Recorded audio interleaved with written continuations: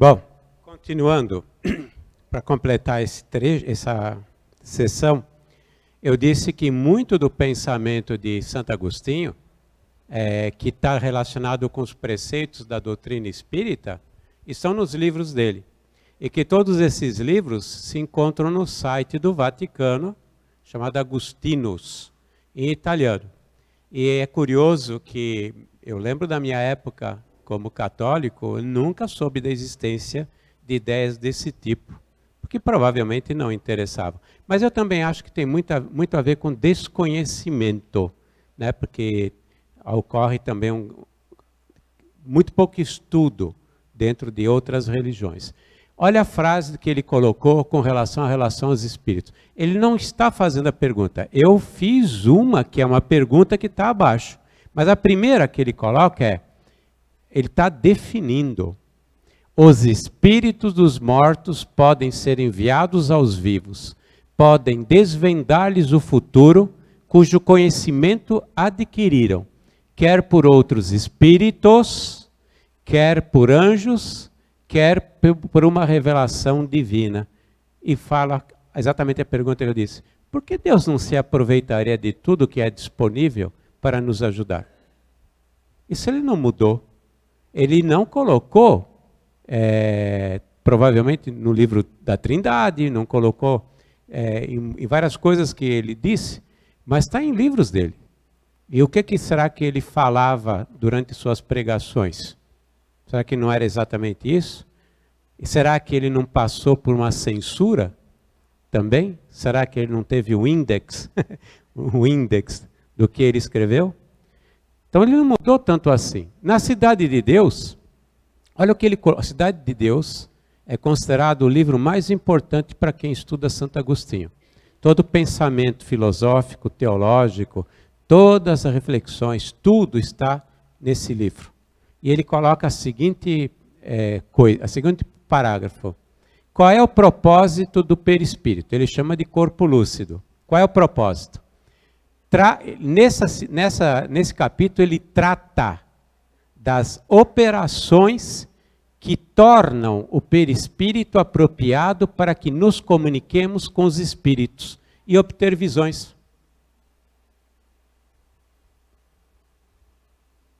O que ele mudou? Será que ele mudou? Ou será que durante a fase do cristianismo só se usou a parte que interessava do ensinamento? Né? Então não foi tanta mudança assim. Claro, teve muitas coisas que tem que mudar, como qualquer um de nós. Né? E ele coloca sobre a reencarnação. Não teria minha infância atual sucedido a uma outra idade? Antes dela extinta? Antes mesmo desse tempo, teria eu estado em algum lugar, seria alguém? Essa daqui, da lei da causa e efeito, eu confesso que me deixa impressionado. Não existe, de acordo com a justiça divina, um desgraçado nessa vida que não tenha sido responsável pela sua desgraça. É a lei da causa e efeito. Ou ação e reação, se preferir. Está nos livros dele. Perispírito. Então, será que ele mudou tanto conceito assim? Ou será que surgiu depois, quando nós tivemos acesso às obras dele, agora, pensamentos que já estavam ligados? Mas por que eu tinha falado sobre platonismo e sobre neoplatonismo? Porque se naquela época essa era a filosofia que permeava no mundo ocidental, obviamente que ele conhecia. E se ele tomou a decisão de escrever uma filosofia cristã baseada no platonismo, não baseada, mas utilizando do platonismo, porque ele desconheceria coisas que há pelo menos 1000 anos já eram crença popular. Nós sabemos que os cristãos primitivos, no primeiro século da era cristã, se reuniam para fazer evangelho no lar e recebiam, ao final, comunicação com os espíritos. E nós sabemos também que a partir do ano de 105, já com um clero em formação, que estava se formando, que já se vestia com a púrpura, já se adornava com elementos à base de ouro e prata, proibiram aos ortodoxos de se comunicarem com os espíritos. Porque os espíritos, no final do primeiro século, início do segundo século, advertiram aos cristãos, naquela época já eram cristãos, desde Lucas, né, no ano de 54, 56, advertiram para que eles tomassem cuidado com o desejo de algumas pessoas ligadas ao cristianismo que tinham interesse do poder, da riqueza, da autoridade. E assim, obviamente que quem tem o poder e a riqueza é mais forte, e a história é contada pelos vencedores e não pelos vencidos, eles proibiram a comunicação com os mortos. Então o cristianismo primitivo já se comunicava com os mortos. Provavelmente já conhecia a reencarnação, podia até usar a palavra ressurreição, mas já conhecia a reencarnação, porque os mortos não iam se calar diante da verdade, diante daquilo que é um fato e não uma religião. A reencarnação não é religião, é fato. Lei de causa e efeito é fato, não é religião, não é crença. É uma lei natural, como todas as outras leis que Deus criou. A imortalidade da alma não é uma crença, é um fato também. A comunicação com os mortos era um fato, que eram, por sinal, bem vivos, né? E mais vivos do que a gente. Os mortos somos nós, não eles. Nós é que somos os mortos, infelizmente. Vamos entender agora por que no começo, ou pelo menos eu vou procurar fazer entender, se eu tiver a capacidade, porque eu disse que Santo Agostinho é o esteio da cristandade, e ele permitiu, graças à obra dele, um grande tijolo, obviamente tiveram outros que colocaram tijolos, para que hoje nós aqui cheguemos e nos reunimos como espíritas. Vamos pensar no contexto histórico e geográfico de um pouquinho antes da chegada dele e durante. Eu disse que ele nasceu em novembro de 354. E eu também comentei ao Aparecido ontem, aliás, hoje de manhã, que ele desencarnou por acaso, dia 28 de agosto. Né? Dia 28 de agosto. E 28 de agosto na igreja presbiteriana, na igreja ortodoxa e na igreja católica é o dia do santo, o dia patrono do santo patrono, né? Que é o dia 28 de agosto. E numa região muito pobre, porém romanizada. Ele já tinha nascido, já nasceu como cidadão romano, porque o Império Romano, ele considerava, exceto os escravos, todos cidadãos romanos, exceto aqueles que eram considerados menores. Tanto que Paulo de Tarso, ele usa da prerrogativa de romano para ir para Roma. Ele tem o desejo de ir para Roma para pregar. E ele quer falar com Nero, homem de bofe mesmo, é? Ele quer falar com Nero. Ele dá um jeito de ser julgado e fala para os fariseus: eu quero minha prerrogativa romana, eu quero que o imperador me julgue. E vai lá e fala com Nero, fala mais do que Nero queria ouvir e perde a cabeça por causa disso. Nero ficou tão envolvido pelo magnetismo de Paulo de Tarso que ele ficou estático. Ele fervia de ódio e raiva, mas não conseguia se mexer. Então, logo Paulo se afasta, Nero manda o seu comandante de buscar Nero e fazer o serviço sujo longe, para que ninguém o visse ele sendo decapitado. E ele foi decapitado por quê? E não crucificado, porque ele era romano. Era uma infâmia que um romano morresse crucificado. Então, Santo Agostinho nasce nesse contexto como parte do Império Romano. A educação em todo o Império Romano era educação romana, greco-romana. Todo mundo, pudesse ser das colônias, dos países que estavam sob o jugo do Império Romano, tinham direito ao mesmo tipo de educação. Educação greco-romana. As leis eram do Império Romano. O Código Civil Romano é utilizado no Código Civil dos Estados Unidos, que é considerado um dos melhores códigos existentes hoje no planeta, praticamente baseado no Código Civil Romano. E todo cidadão tinha direito à defesa. Se alguém atacasse alguma colônia, obviamente que Roma fazia isso porque não queria perder Roma, não queria perder terreno, mas ele garantia a proteção aos territórios. Roma teve muitas coisas erradas, mas Roma fez muita coisa boa pela humanidade terrestre. Se perdeu pelo orgulho, se perdeu pela vaidade, mas tinha uma missão, e tinha uma missão que tinha sido programada. Jesus programou que Roma seria a base da unificação do mundo ocidental. Mas, infelizmente, os espíritos que foram convocados para atender os objetivos de Jesus se perderam pelo orgulho e a vaidade. A caminho da luz, Emmanuel. E Jesus toma a decisão que Roma já não serve para os propósitos que ele tinha para a humanidade terrestre. Então, Roma, nessa época, já estava sofrendo todo o processo de decadência, porque estava abandonada com relação aos planos que Jesus tinha para a humanidade terrestre. Roma não mais servia, porque rebelara-se à vontade do Mestre.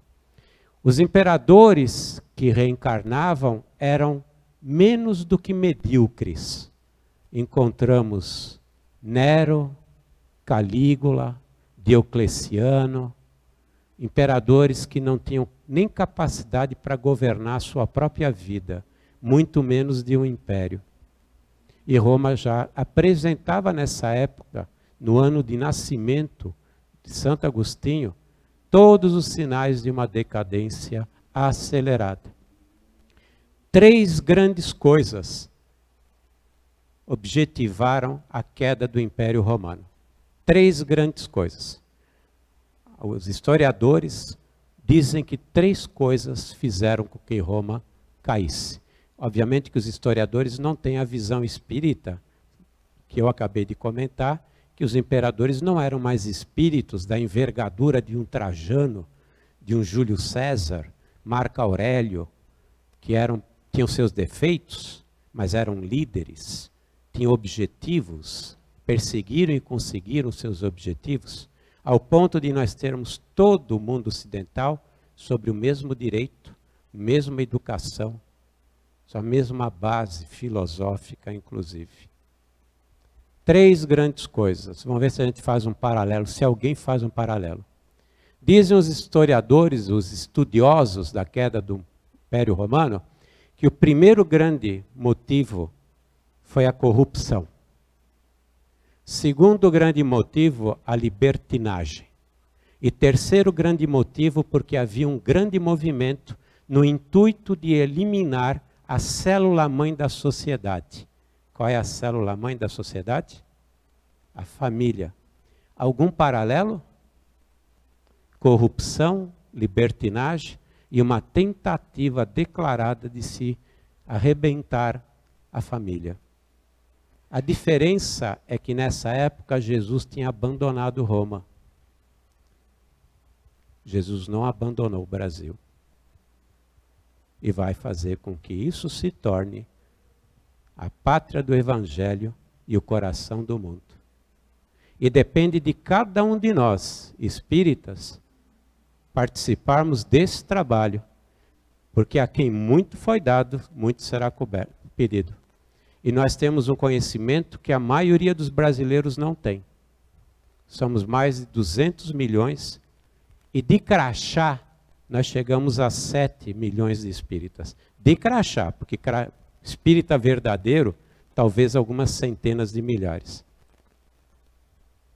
Então, a nossa sorte, entre aspas, porque não existe sorte, não se vende 2 pardais por um asse, mas nenhum cairá à terra se não houver autorização de Deus. Jesus falou.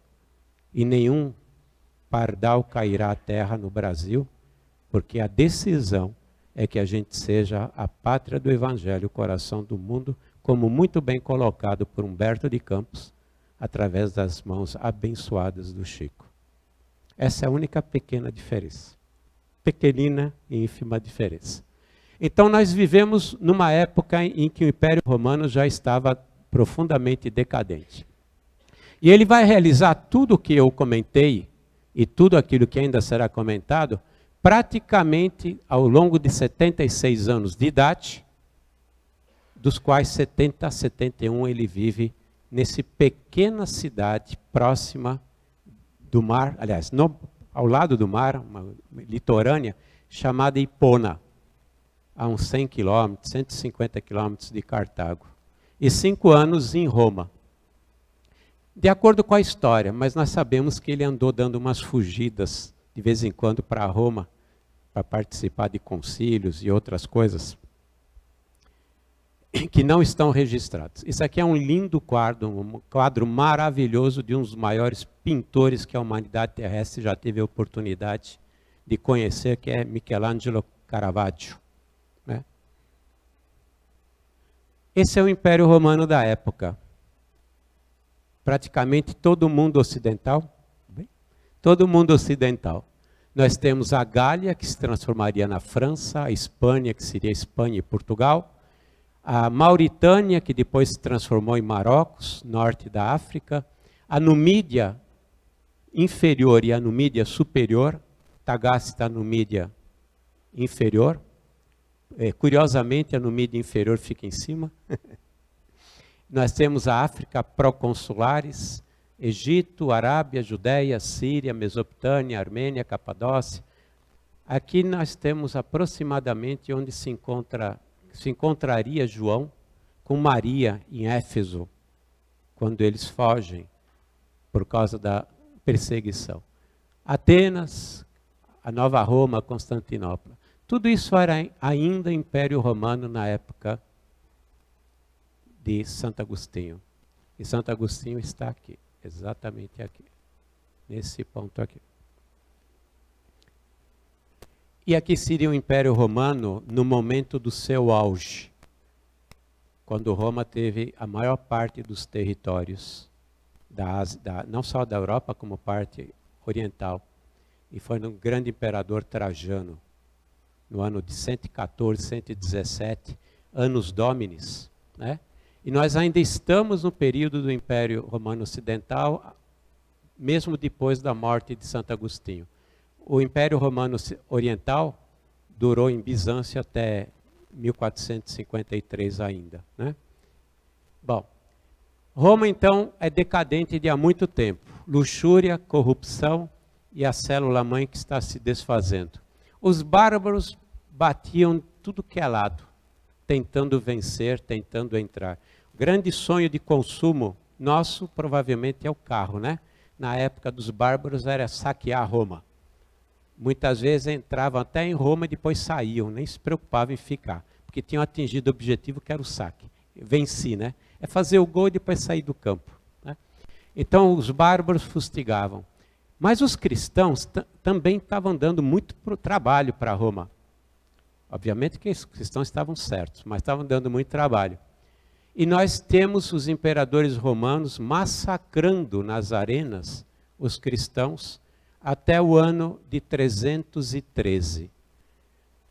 Quem tiver curiosidade, o último imperador que fez um grande massacre nos cristãos foi Diocleciano, entre 303 e 305, que o que aconteceu em Roma foi semelhante ao que Nero realizou.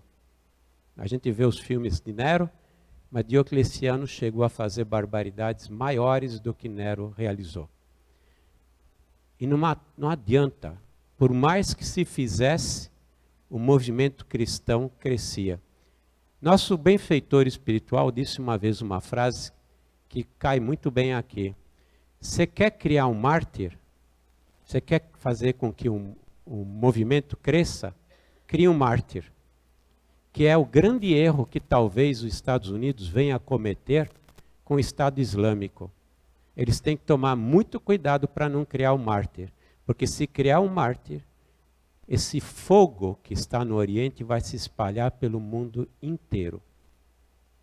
E também existe uma outra teoria que alguns em Roma começaram a dar um pouquinho mais de crédito e atenção. Nós dizemos aqui no Brasil que se você não pode vencer um inimigo, alia-se ele. Só que os romanos tinham chegado a um estágio um pouquinho maior do que isso. Se você não puder vencer o inimigo, alia-se a eles e depois os absorva. E foi isso que Roma fez. E aqui entra o imperador Constantino, que é conhecido por todos nós. Constantino, no ano de 307, ele foi declarado imperador romano. O pai dele, Constâncio Cloro, desencarnou, pagão, os dois pagãos, e ele foi declarado imperador. Mas naquela época havia muita gente que desejava o império. E surgiu na figura de uma pessoa que depois é desconhecida na história, chamada Maxênio, que pediu o trono e montou um exército muitas vezes superior ao de Constantino I. E declarou guerra. Estavam os dois exércitos à beira do rio Tibre, que cruza Roma, para que no dia seguinte houvesse a grande batalha que definiria quem seria o imperador romano. Constantino olhou para o outro lado e viu que pelo menos o exército de Maxênio era 10 vezes maior. E falou assim, eu não vou sair vivo disso aqui. Conta a história, aí não sei se é lenda ou não, mas a história registra isso, que Constantino teve lepra na sua juventude. E foi curado numa comunidade cristã de Roma. Isso deixou marcas nele. Ele continuava pagão, mas o fenômeno da cura da lepra numa comunidade cristã fez com que ele começasse a ter uma sementinha dentro dele e o convocasse a uma reflexão com relação às crenças que ele tinha. Reunião de cura em Roma, numa comunidade cristã.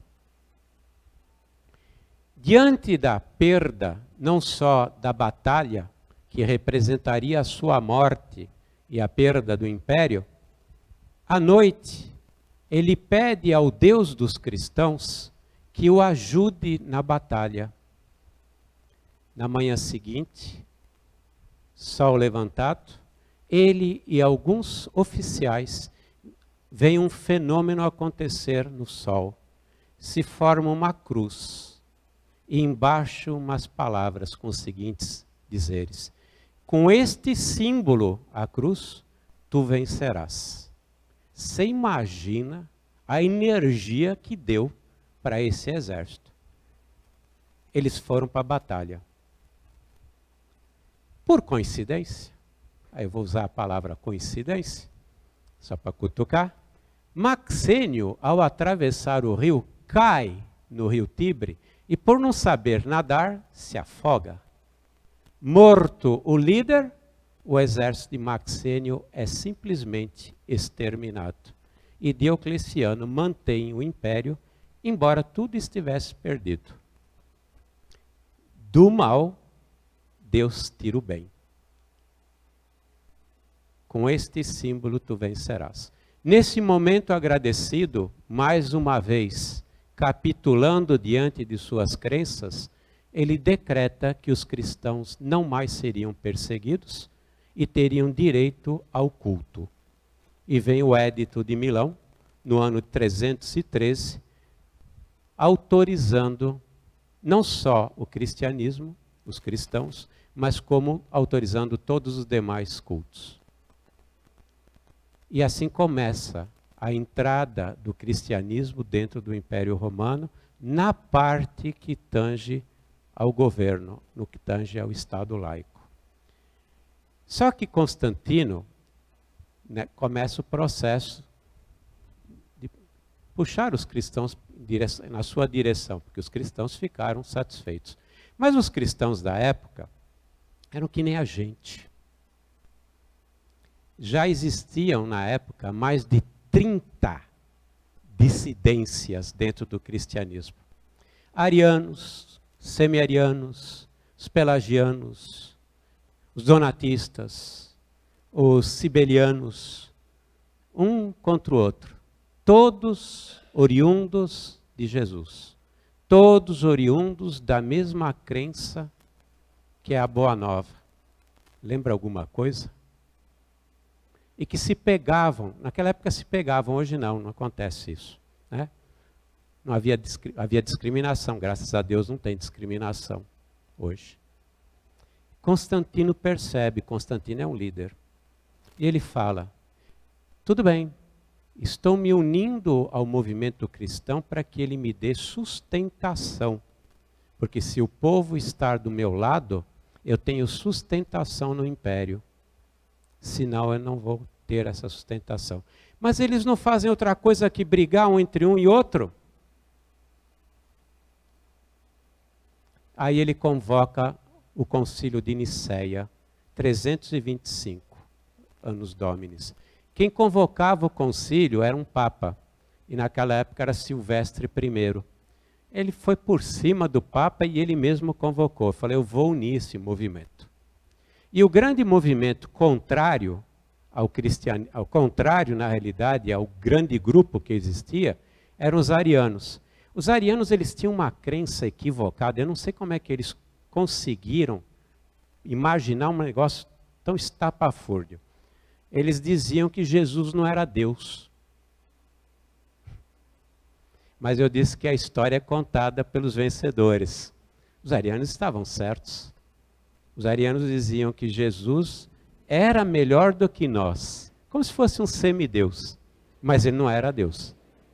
E os arianos, tinha muita gente contra e eles brigavam também. Então esse concílio, o grande objetivo era a unificação de todos os movimentos e principalmente os arianos. Mas Constantino era esperto também. Ele diz o seguinte, como é que eu vou fazer com que meu povo pagão, principalmente pessoal da agricultura e da aristocracia que não aceitam o cristianismo, engolir o cristianismo? Porque ele tinha que mexer nos dois lados. E ajudou na consolidação dos dogmas, porque os dogmas, eles na realidade dão semelhança, dão similaridade aos cultos pagãos. Não era de deuses grandes, deuses pequenos. Com Deus Trino, nós voltamos a uma série de crenças lá atrás, filosóficas e religiosas, que acreditavam no Deus Trino. E os pagãos tinham vários deuses. Então, ele ajuda na consolidação do dogma da Santíssima Trindade, ajuda na consolidação de uma porção de outros dogmas e rituais, porque isso atrairia os pagãos. Santo Agostinho não tinha nascido ainda, não reencarnou. Mas Constantino não termina o trabalho dele. No ano 330, ele monta Nova Roma, que depois chamaria de Constantinopla, que está junto ao Mar Morto. E no 337, ele se batiza e morre, desencarna. Ainda teríamos uma pilha de imperadores que durariam 1 ano, 2 anos, até a chegada de Teodósio. Teodósio é que faria a grande consolidação. Aqui nós temos contenção, isso aqui é... A única frase que eu queria repetir é essa aqui. Uma jogada, essa contenção que Constantino fez, que salvaria o cristianismo, mas não o império. Então o que Constantino fez ajudou o cristianismo a sobreviver, mas não o Império Romano. Então chegou Teodósio e no ano de 380 ele declara que a religião do Estado Romano Ocidental, do Império Romano Ocidental, é o cristianismo. O catolicismo, porque o catolicismo já era uma seita muito forte. E no ano 381, em todo o mundo oriental. Santo Agostinho surge 2 anos depois. A missão dele começa 2 anos depois. Uma coisa é transformar como religião de Estado. E a outra coisa é dar todo o embasamento teórico para que seja aceito e que haja uma uniformidade de pensamento e ações entre todo o mundo que vive sobre o Império Romano. Santo Agostinho se converte 2 ou 3 anos depois, naquele episódio que eu comentei de Milão. Tão logo ele lê aquele parágrafo da primeira carta aos Romanos, ele desiste de toda a vida mundana dele.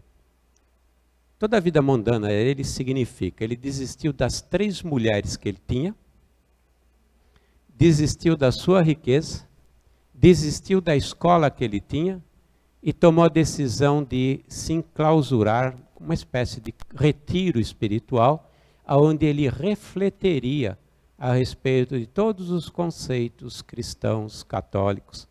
E ele começa também a sua grande obra literária. Está a mãe, Mônica de Hipona, que depois se transformaria na Santa Mônica de Hipona. Está lá o filho Adeodato, ainda vivo, porque Adeodato morreria uns 2, 3 anos depois. E toma a decisão de se batizar. Se batiza através de Santo Ambrósio, que era um doutor da igreja, considerado o segundo homem mais forte do Império Romano nessa época, um grande palestrante, um grande orador, muito inteligente, que costurava a consolidação do cristianismo no Império Romano via política. E Santo Agostinho seria quem consolidaria o cristianismo por vias do pensamento. Aos 33 anos, sempre aos 33 anos tem que acontecer essas coisas, né? Aos 33 anos, ele se batiza numa sexta-feira de Páscoa.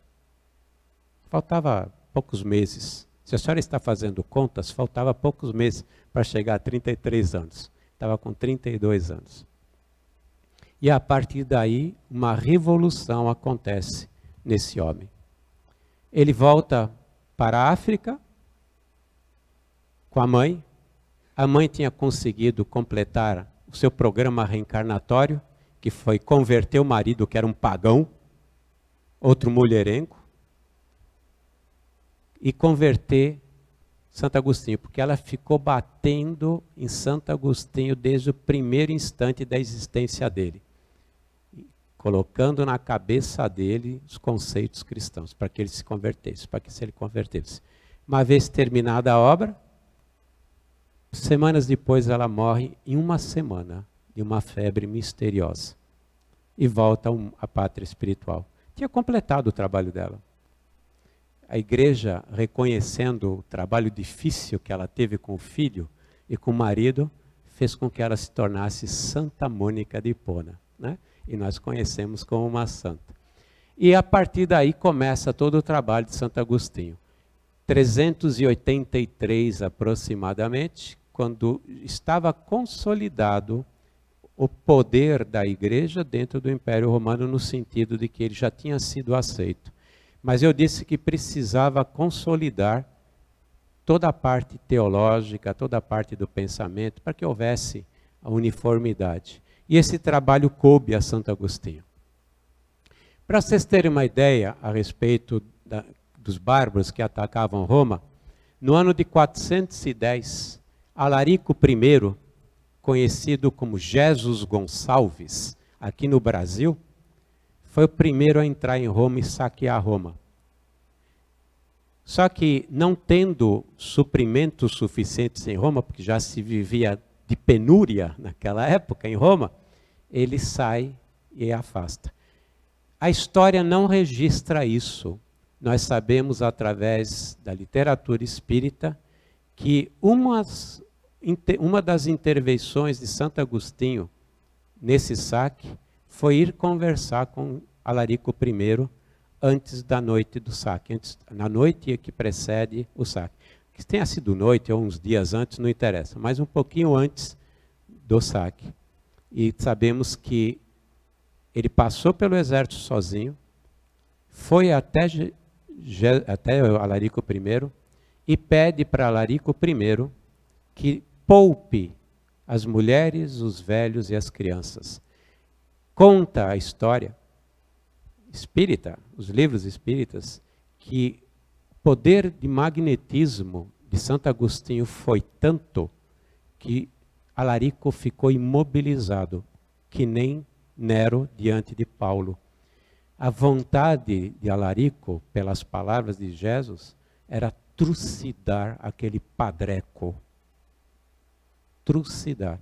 E conta que Alarico pedia que algum dos soldados se movimentasse, já que ele não conseguiria fazer isso com as mãos, para que trucidassem aquele padreco metido. Mas você sabe por que os soldados não fizeram nada? Porque dava azar matar padre.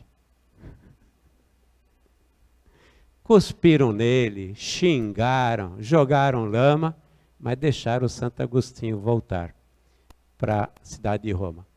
A verdade é que Alarico proibiu que o exército saqueasse as igrejas, os templos, e ninguém que estava dentro dessas igrejas e templos morreu ou foi prejudicado pelo exército durante o saque.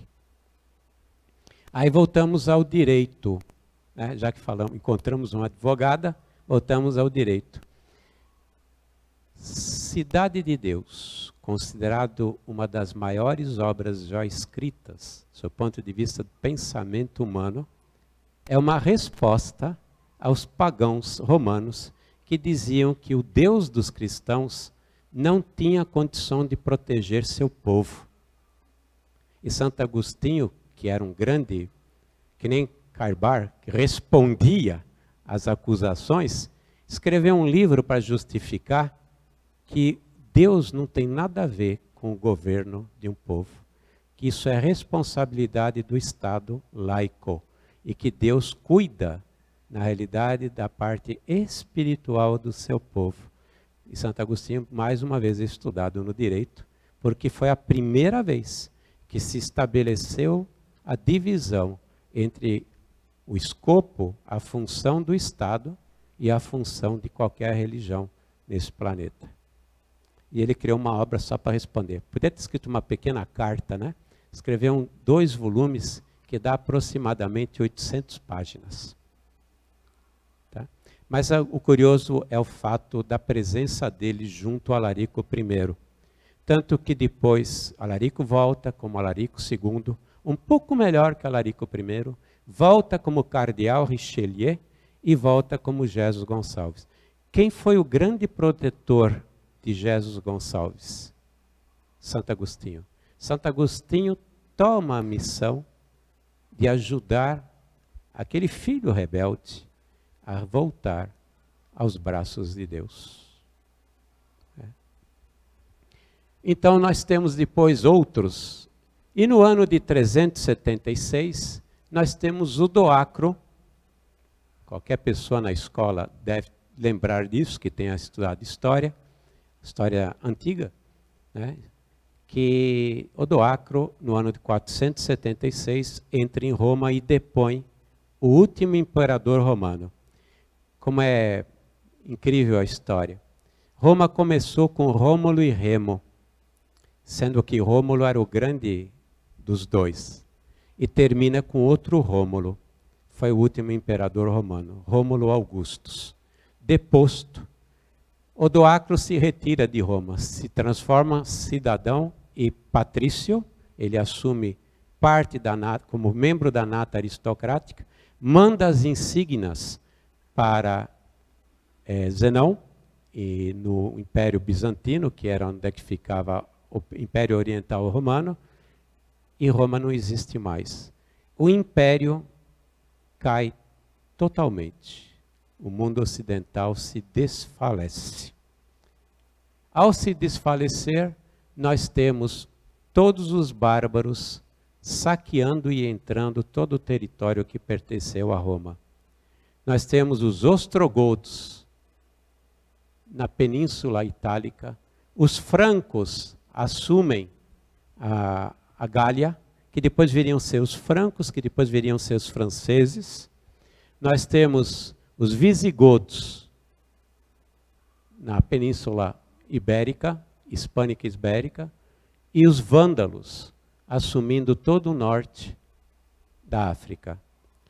Toda a cultura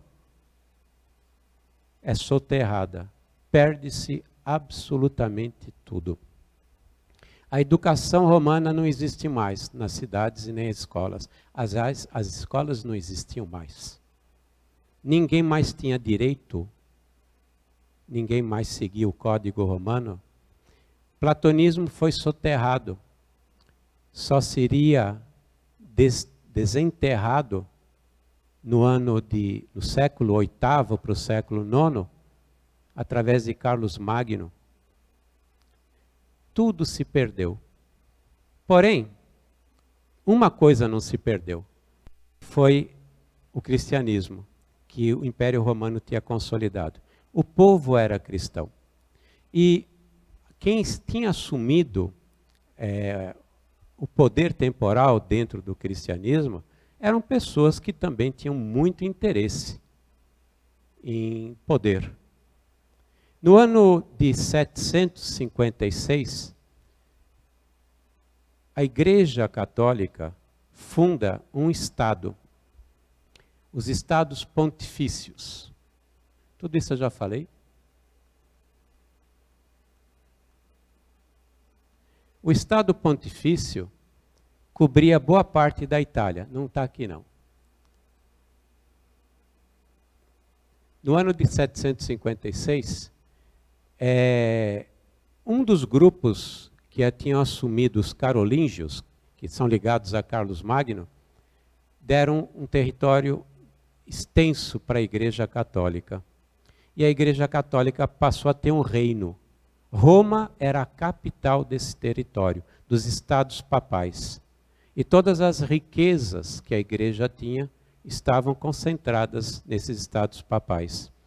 A Igreja dominava os bárbaros através das suas crenças, céu e inferno. E os bárbaros, aos poucos, eram convertidos às crenças cristãs.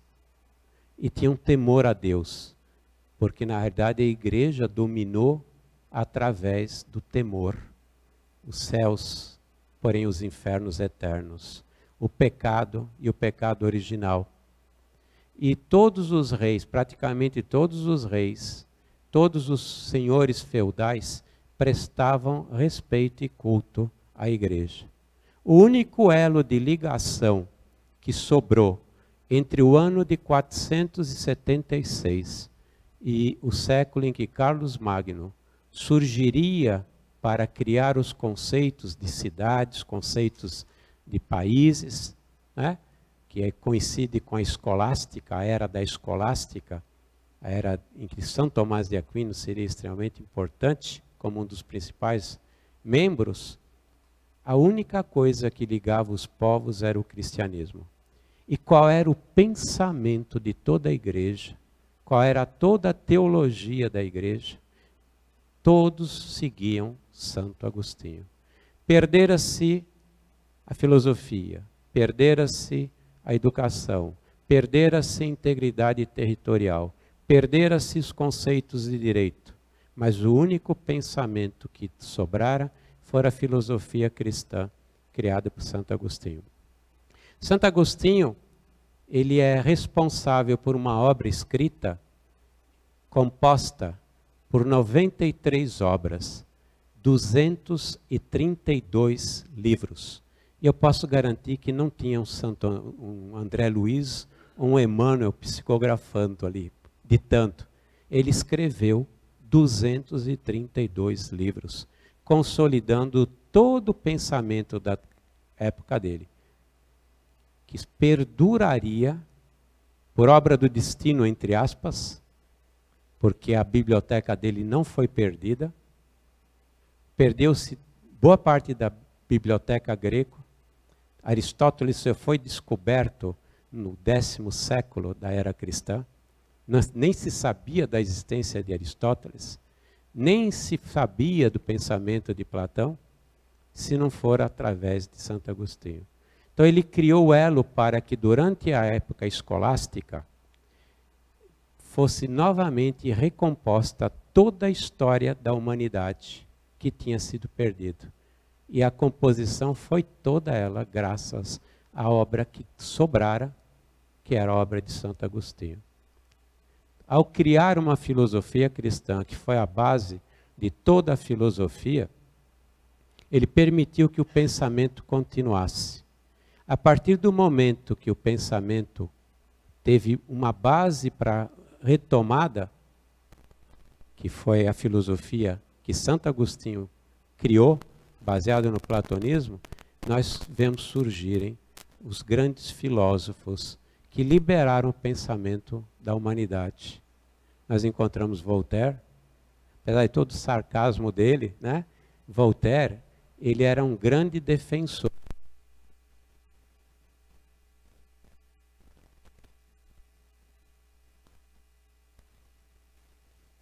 Voltaire, ele dizia, agora vocês não vão dormir.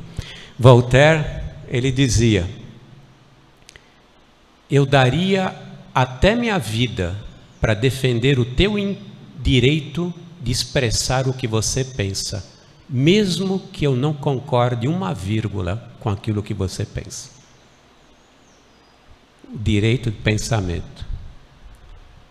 Depois nós temos Montesquieu, que diz: o governo, o Estado laico deve ser dividido em 3 partes: o legislativo, o judiciário e o executivo. Século XVII. Temos Comte, que diz, Auguste Comte, que não era um iluminista, era um positivista.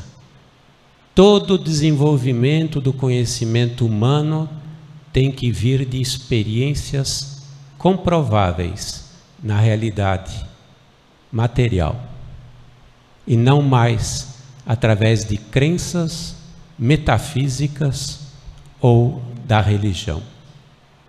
E assim foi se formando um pensamento cada vez mais elevado intelectualmente para poder compreender o que o Espírito de Verdade iria trazer a partir de Allan Kardec e todos aqueles que vieram dando apoio à codificação humana.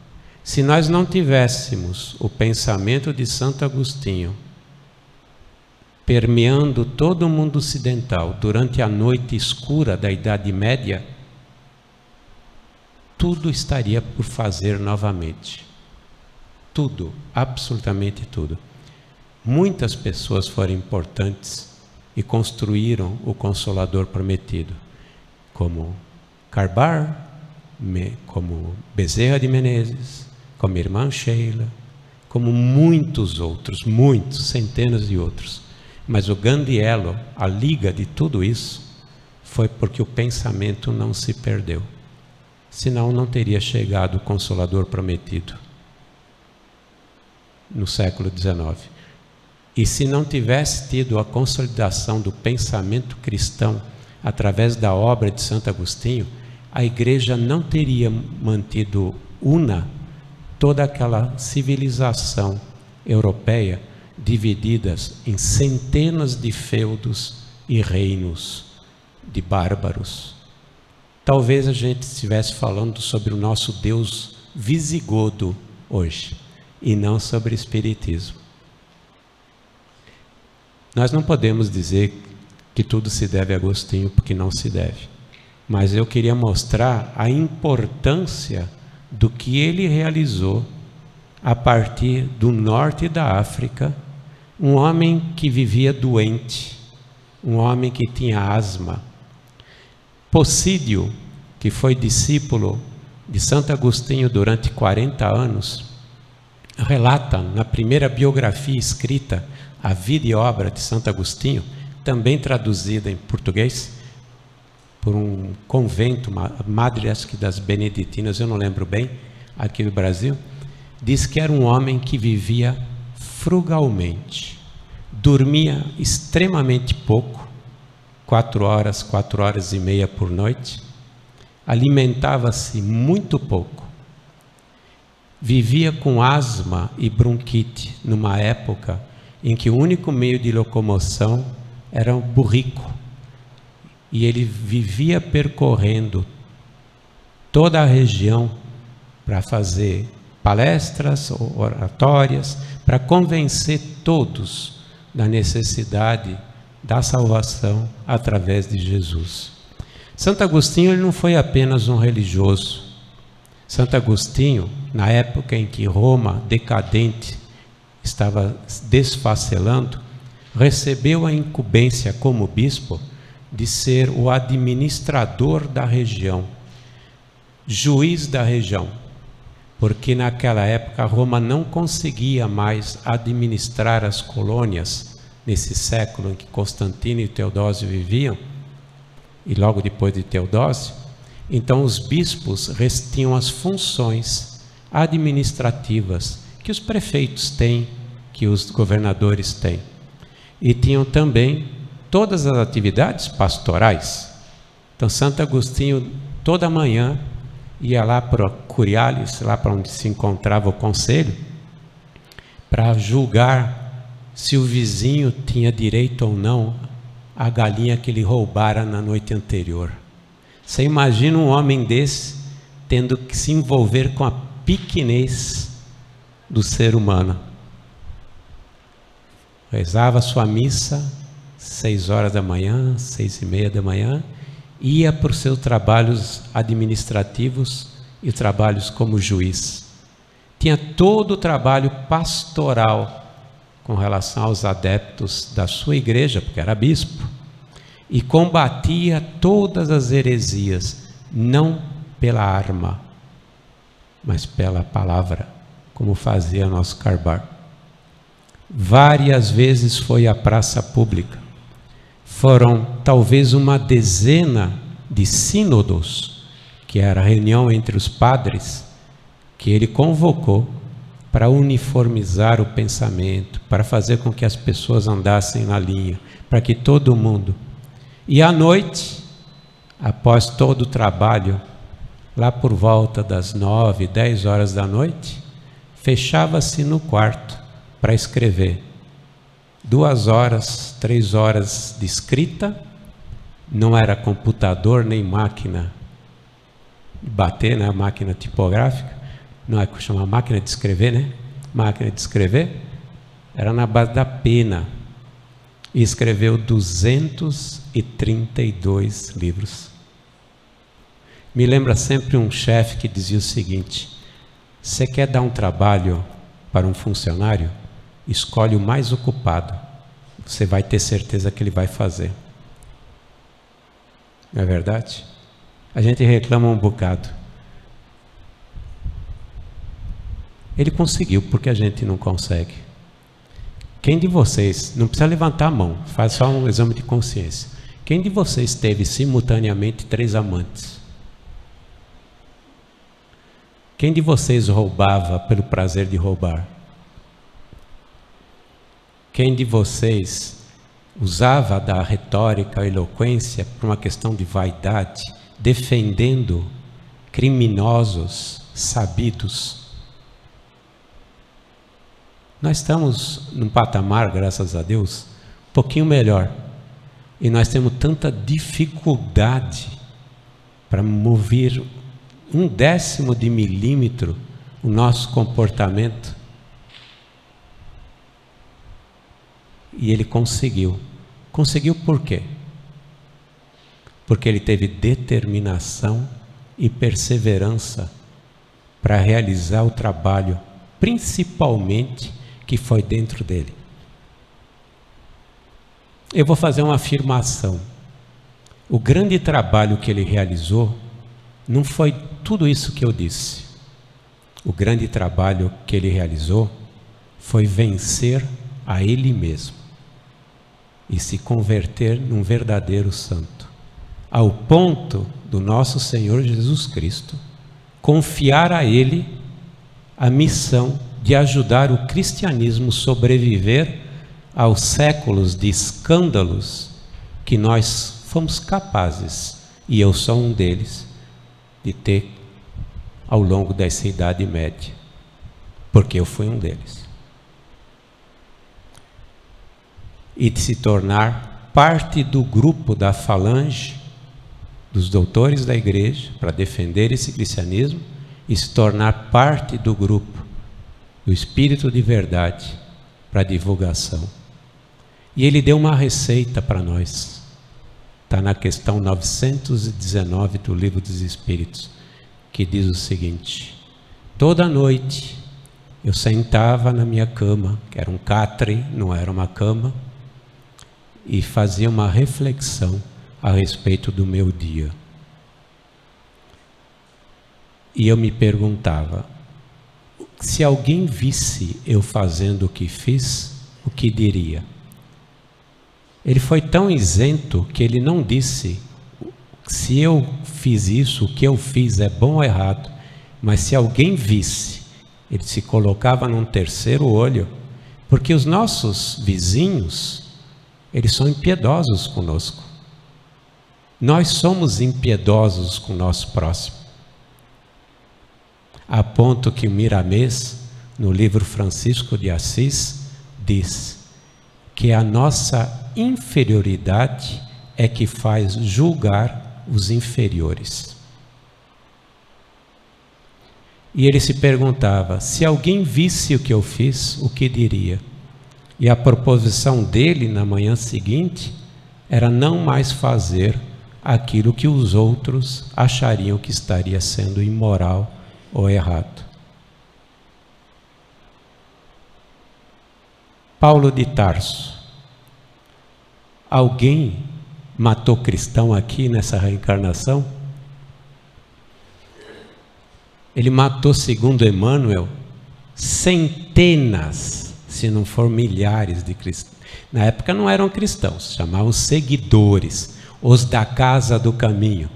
Para facilitar, eu chamei de cristão. Foi Lucas, grande Lucas, que falou, se a gente segue Cristo, por que a gente não se chama de cristão, né? Em Antioquia. Paulo de Tarso era soberba de uma raça, um orgulho da raça. Ele, enceguecido como um fanático para defender Moisés, ele acaba com Estevão, acaba com a própria vida dele, com a Gabi, e depois acaba com centenas. Mas no momento que ele recebe o chamado na estrada de Damasco, de Paulo, ele acorda e ele vira tão fanático quanto ele era, mas não com o mesmo orgulho, porque a grande luta que ele realiza é quebrar o orgulho que ele tem, a vaidade. E mesmo assim, no final da vida, ele reconhece que fazia o que não devia, embora tivesse vontade de fazer o que era certo. Faço tudo o que não devo e não faço o que devia. Pensamento é esse. Mas Paulo de Tarso venceu. O que tem de diferente entre nós e eles? Nós somos filhos de Deus e, de acordo com o próprio Paulo de Tarso, cada um de nós é o templo de Deus e Deus habita em nós mesmos. Está na primeira carta dos Coríntios. A grande reflexão que os Espíritos fizeram para mim e que pedem que eu transmita toda vez que eu faço as palestras, porque são eles que pedem, e lembrando que os dois ouvidos mais próximos da minha boca são os meus, e é por isso que eles pedem que eu repita, para ver se eu mudo, se eu cresço. Nós temos Jesus comandando essa grande nau que é o planeta Terra. Não fiquem preocupados. Jesus não vai perder isso. Mas o barquinho, que é a nossa vida, quem está no leme somos nós. E está na hora, de acordo com a espiritualidade fala, está na hora de assumirmos o compromisso conosco e com a espiritualidade de controlar esse leme. Porque o tempo já são passados, e a quem muito foi dado, muito será cobrado. Muito obrigado.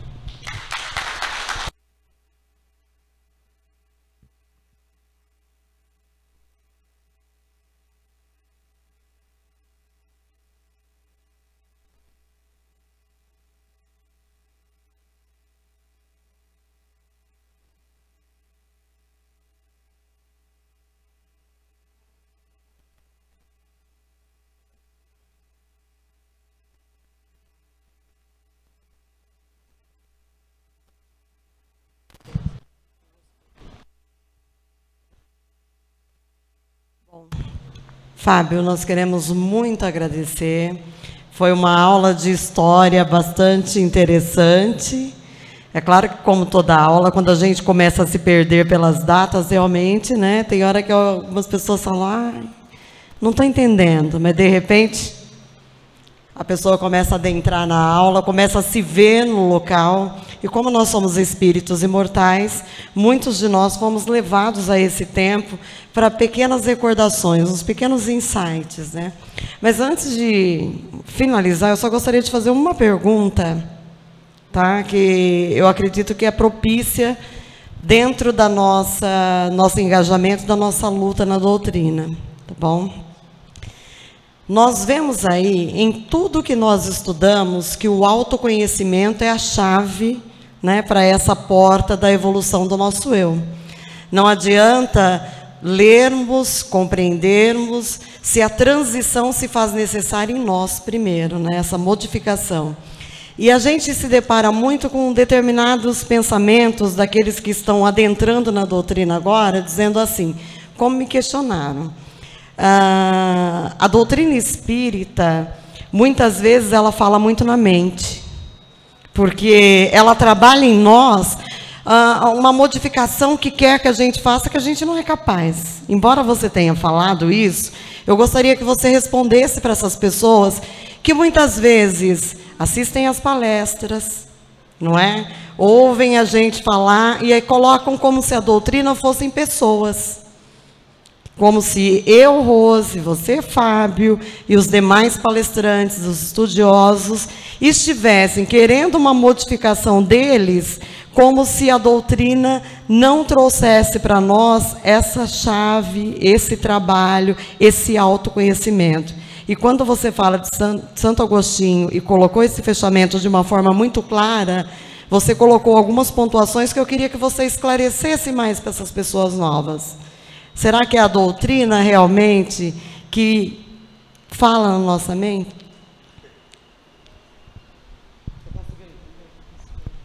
Eu acho que eu entendi. Vamos ver.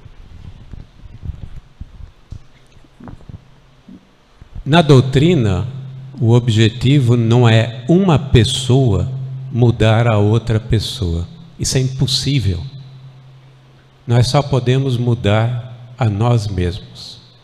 A doutrina, ela diz, aliás, Jesus, como é que Jesus chamou o Espiritismo e a doutrina pela primeira vez? Como é que está no Evangelho? Consolador prometido. Ele não chamou de doutrinação, não chamou de modificação à força dos seus adeptos. Jesus, ele não queria mudar ninguém, mas ele queria dar as ferramentas. Tanto que Jesus, para mim, no caso do Evangelho, é um grande manual de autoajuda. Jesus sabia que não ia santificar ninguém em 1000 anos ou 2000 anos. É impossível. Se a gente tentar se santificar em 1000 anos, ou instantaneamente, vocês vão precisar de um hospital psiquiátrico. E eu conheço um muito bom em São Bernardo. Chama-se Bezerra de Menezes, que eu considero o melhor hospital psiquiátrico do Brasil espírita, do grande Cláudio, grande Heloísa, né? Bernardes, grandes amigos. Ou então do Hospital Psiquiátrico Eurípides Barçanufo, se vocês desencarnarem, né? Que é para espírita. O que a doutrina promove? Primeiro, a palavra doutrina. Doutrinar é um processo de sistematização de conhecimentos. Sistematização de conhecimentos para que eles se tornem inteligíveis, para que eles se tornem inteligíveis, para que eu compreenda os preceitos, para compreender na realidade as leis que regem esse universo nesse campo moral, nesse campo da vivência, do viver. Nós não estamos falando realmente numa religião. Nós estamos falando de fatos que são reais. Quando nós falamos de lei, causa e efeito, é uma lei que Deus criou. Isso não é um dogma, não é uma crença, é um fato. Assim como o sol nasce e se põe todos os dias. Quando falamos em imortalidade da alma, nós falamos um fato, é uma coisa existente. Quando nós falamos que existem mundos, muitas moradas na casa do Pai, a doutrina ou o Consolador Prometido diz o seguinte: aguenta firme, tente mudar você mesmo, porque teu destino é a felicidade. Pare com os sofrimentos de hoje, pare de viver nesse drama que é a tua vida, quando você poderia viver com melhor qualidade. Faça o que Jesus disse. E a doutrina te dá os elementos para você ter um conhecimento dessa vida que nos aguarda.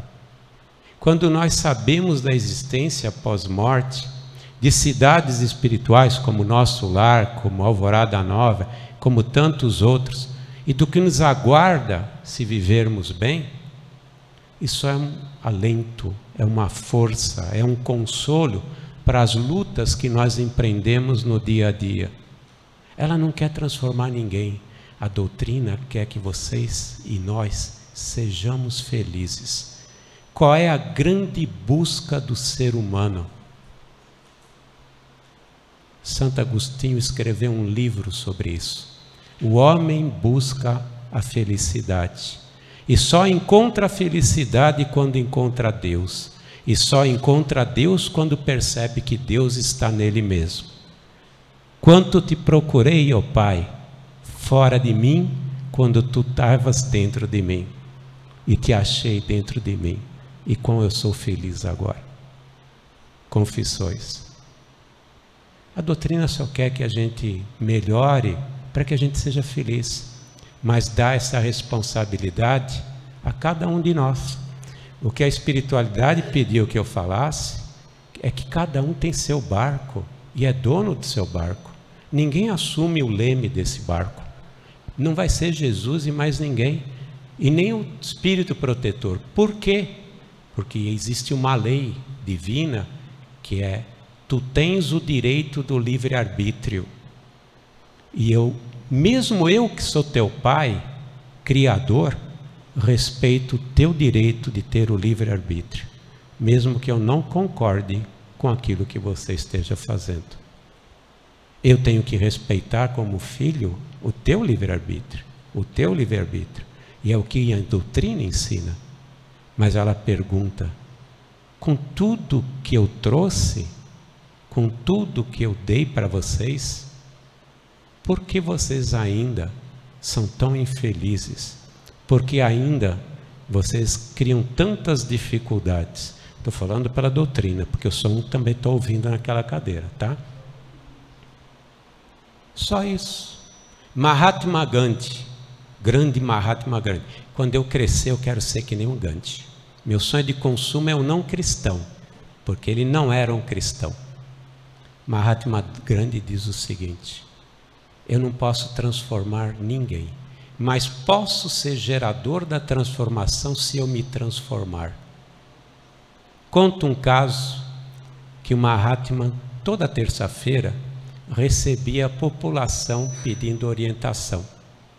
E uma mãe enfrenta uma fila de várias horas para falar com Mahatma Gandhi, para pedir um conselho, porque o filho dele abusava do açúcar. E o Mahatma recebe essa mãe quase na hora do almoço, e a mãe expõe o problema, e ele pede para que a mãe voltasse daqui a 15 dias. E não fala nada. A mãe aceita o Mahatma, ele já era Mahatma naquele caso, naquele tempo, e vai para casa. 15 dias depois enfrenta a mesma fila. E Mahatma chega para ela, depois de 2 horas, e lhe diz: ainda não tenho resposta. A senhora pode voltar daqui a 15 dias? Fim dos 15 dias, ela retorna e ele dá o conselho. E a mãe, curiosa, pergunta: mas por que você me levou 3 semanas para me dar esse pequeno conselho? Porque quando a senhora veio aqui, tomei consciência que eu abusava do açúcar também. Como é que eu posso dar um conselho se eu ainda não consegui vencer meu apelo pelo açúcar, minha ligação com o açúcar? Então, durante 3 semanas, 3 quinzenas, trabalhei para que vencesse esse defeito em mim. A gente transforma o mundo se a gente se transformar. Mas o principal é que nós precisamos fazer nós mesmos a transformação. A doutrina não pretende catequizar ninguém, não pretende transformar a mente de ninguém. A doutrina simplesmente pegou o que há de melhor em todo o conhecimento já aurido nesse planeta, do qual eu falei um pouco, que era o platonismo, colocou as leis que faltavam para explicar muitas coisas que antes eram crenças pela fé e não pela razão, para que a gente realmente desse o salto quântico em nossas vidas. Santo Agostinho passou 76 anos da vida dele tentando justificar a fé dele pela razão e não o conseguiu. Um dos grandes motivos dele ter escrito 232 obras é que ele queria explicar pela razão tudo o que acontecia no mundo, porque ele dizia o seguinte: a fé verdadeira só pode ser sustentada pela razão. Lembra alguma coisa isso? Só que ele não tinha os elementos, lhe faltavam os elementos para conseguir lograr unir a razão e a fé, que foi a grande batalha da filosofia ao longo de vários milênios. Kardec viria e lhe seriam colocadas todas as ferramentas para que a fé fundisse com a razão. E todo o nosso conhecimento hoje, toda a nossa crença, não é mais crença, é conhecimento. Eu sei não porque creio, eu sei porque sei. Tenho fé porque sei. A doutrina não quer mudar ninguém. A doutrina só quer que a gente seja realmente vencedores e que a gente encontre a felicidade. E a felicidade só se encontra quando nós mudarmos nossos conceitos. Por enquanto é teoria, tem que ser na prática.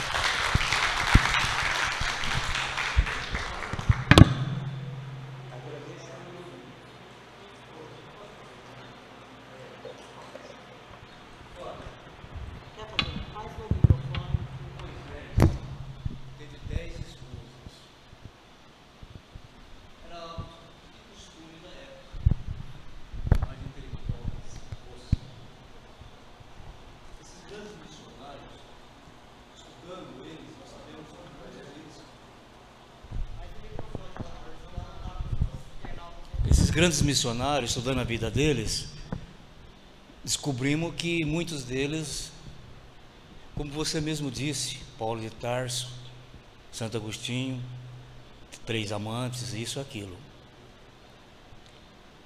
conhecendo Jesus, eles deram outra alavanca.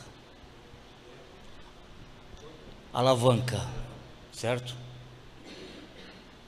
Eu pergunto, não traziam eles toda essa bagagem intelectual, moral, de vidas passadas? Porque mudar de um dia para o outro, de um momento para o outro assim, é tão difícil.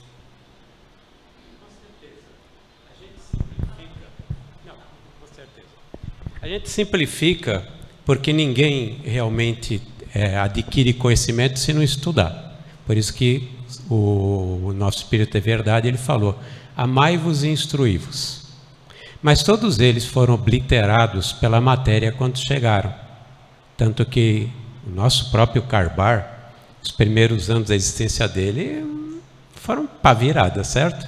E ele só parou aqui em Matão porque o médico falou que ele ia se matar do jeito que vivia, né? Há a necessidade da evolução. Quando você vem, com certeza, você já está preparado. Francisco de Assis já estava preparado para o que ele se tornou. Mas ele também passou pelas suas dificuldades durante a juventude. Francisco de Assis, até o momento da virada. Certo? Agora eu coloco o seguinte para nós, que recebemos a doutrina e estamos nesse movimento. Foi por engano que estamos no Espiritismo? Foi por engano que recebemos a doutrina? Nós também já temos nosso preparo para alguns saltos. Não para ser São Francisco, para ser Santo Agostinho. E mais uma vez eu coloco, todos nós temos os elementos para nossas mudanças. Isso não vai acontecer em um dia, não vai acontecer num milênio. Por isso que eu disse que Jesus não queria que ninguém, não esperava que ninguém se tornasse santificado.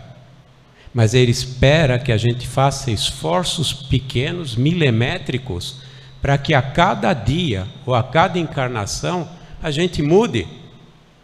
Nós vamos ser espíritos de um mundo de regeneração, talvez daqui a 2 reencarnações. Levará tempo, porque é impossível fazer essa mudança. O que eu quis colocar é que nós temos elementos hoje, intelectuais, que foram colocados na nossa mão para entender da necessidade da evolução do ser humano. Nós precisamos realmente fazer aos poucos essa modificação, essa nossa reestruturação de conceitos e comportamentos para ser feliz. Paulo de Tarso, para a gente se tornar um Paulo de Tarso, vai levar muito tempo. Para se tornar um Francisco, muito tempo. Para se tornar um Caibar, eu estava falando para o nosso querido Aparecido, que talvez daqui a 3.000 anos eu consiga chegar lá. Mas é importante que a gente dê passo a passo para chegar lá. O que acontece também não é sobre o seu pensamento e sua colocação, mas eu queria aproveitar para falar sobre isso, é que com a história da imortalidade nós assumimos um comportamento que nós temos tempo para fazer isso. Eu vejo num dia de cura 500, 700 pessoas no salão padecendo suas enfermidades, sabendo que 70 anos atrás Emmanuel disse que nós somos responsáveis pela nossa enfermidade, e a gente pergunta, por que cargas d'água nós não fazemos algumas mudanças para evitar esse sofrimento? Porque somos imortais? Nós somos burros. É burrice, porque a gente escolhe o caminho do comodismo, do conforto, daquele instante de paz que a gente está vivendo naquele momento e que vai redundar em problemas, e problemas sérios. Nós não vamos realmente criar mudanças e não nos tornar um Eurípides, um Carbar, tão já. Eles já eram missionários há 2.000 anos atrás. Mas eu estou colocando da necessidade nossa individual de fazermos nossa transformação. Fazemos nós. Quantos espíritos chegaram à luz e se encontram em mundos mais avançados do que o nosso? E foram anônimos, não fizeram parte da história, não fizeram parte de todos esses estudos que nós realizamos, mas com a humildade e principalmente com o amor a si mesmo, que é o que mais nos falta, deram esses passinhos. Quando a gente voltar e conhecer o nosso programa reencarnatório, não vai estar cobrando, não vai estar se cobrando que a gente tenha feito grandes coisas.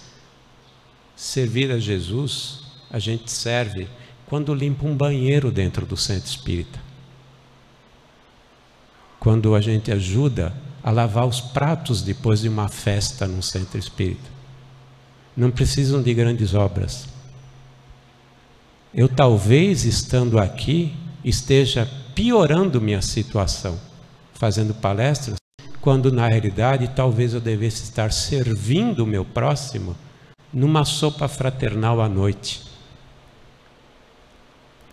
Porque eu posso estar desviando pessoas, posso estar caindo na vaidade e no orgulho. Realmente esses espíritos são singulares, por isso que foram escolhidos. Não seríamos nós escolhidos para a missão que Paulo teve. Jesus não dá ponto sem nó, mas são exemplos de pessoas que venceram coisas que eram complicadas. E nós precisamos vencer pequenas coisas. Um orgulho, um melindre, um egoísmo, um apego. Só isso que nos pedem. Deus espera pela gente. Nossa caminhada é longa.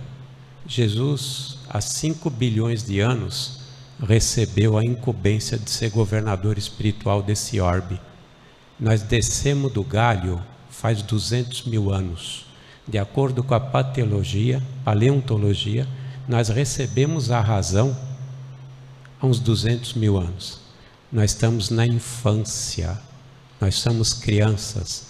Não se espera de um bebê, como você quis na realidade colocar, que ele haja como adulto, mas se espera que a criança aprenda dentro do seu estágio, dentro da sua idade psicológica e intelectual, as lições que podem ser ministradas no processo educativo de uma vida. Apenas isso. Obrigado pela ajuda.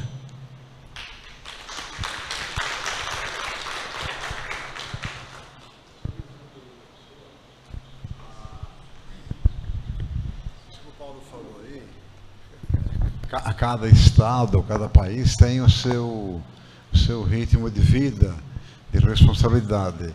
Jesus falou: crescei e multiplicai, mas responsabilizai. Cada país tem o seu ritmo de educação, certo? Eu penso assim: se você aguentar ficar com 10 mulheres e ter 10 filhos por ano, é um herói. Hoje nós somos heróis. Mas cada país tem uma lei. Mas só queria perguntar para o senhor as 3 coisas que derrubou o Império Romano, que eu sei o 100%, que foi a corrupção. Os dois outros casos, qual que foi que eu... corrupção, que o senhor falou, que ela não está aqui. Ó. Libertinagem e a tentativa de se destruir a sociedade. Impertinagem. Libertinagem. Libertinagem, anota aí. E a libertinagem. E depois a tentativa de se destruir a família. Que eu sei que a corrupção foi o maior. Agora, hoje o nosso Brasil vive em corrupção. Como é que vamos arrumar, hein? Ponto de interrogação. Não, foi muito boa a pergunta. Olha, eu não sou especialista, hein, pelo amor de Deus. Mas eu vou dizer o que eu penso. Essa onda que nós temos de juízes jovens que estão tentando limpar. A primeira coisa necessária nesse país é que a justiça se restabeleça.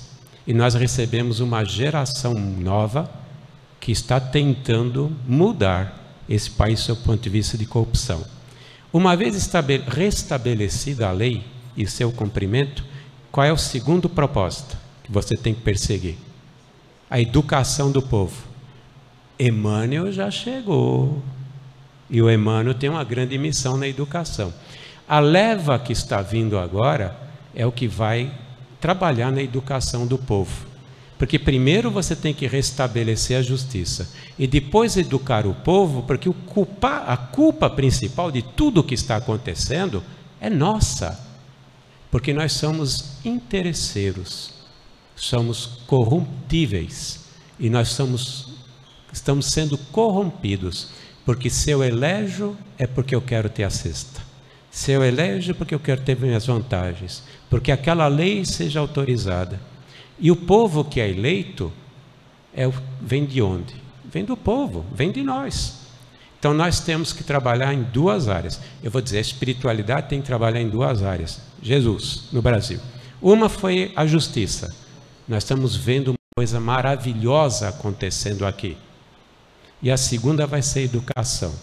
Vai se trabalhar na educação do povo para ele saber viver de acordo com os valores corretos. Porque nós somos corruptos. O senhor está certo em dizer que a corrupção é o maior mal. Mesmo porque a libertinagem é uma corrupção da alma. Destruição de uma família ou da célula-mãe é uma corrupção de valores. A corrupção é o maior defeito que nós temos. Mas nós somos corruptos. Nós somos corruptos quando queremos tirar vantagens. A famosa lei de Gerson. Ele não é culpado pela lei, porque não foi ele que criou. Mas ele fez a leitura correta. Porque se nós não fôssemos corruptos, muita coisa já estaria andando certo aqui. Então precisamos da educação. E Emmanuel, a essas alturas, está com 17 anos. Certo? Segundo Chico. E não deve ser só ele que veio. Muita outra coisa.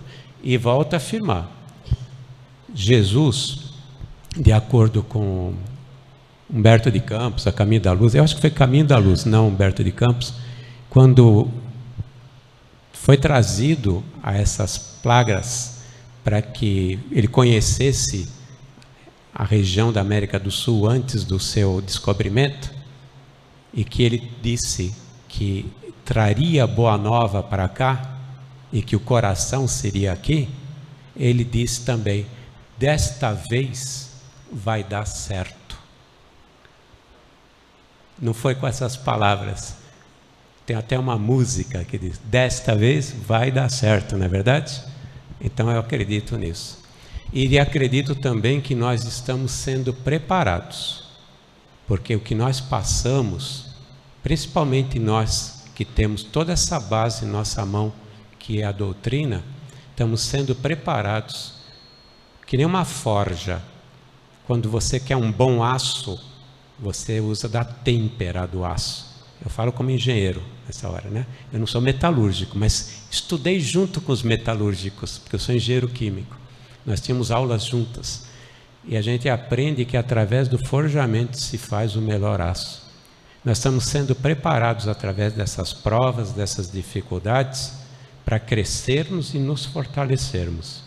Porque o espírita tem uma riqueza que não imagina, que é o conhecimento. A maior riqueza que a gente possa ter é o conhecimento da doutrina. Ninguém tem essa vantagem, justamente porque não estava preparado para receber e nem para despertar no momento certo. Mas nós temos. E nós estamos sendo preparados para transformar esse país no coração do mundo e pátria do Evangelho. Porque nós não somos nenhum nem outro ainda, mas vamos ser. Porque é a promessa de Jesus. E quando Jesus promete, tem que dar certo.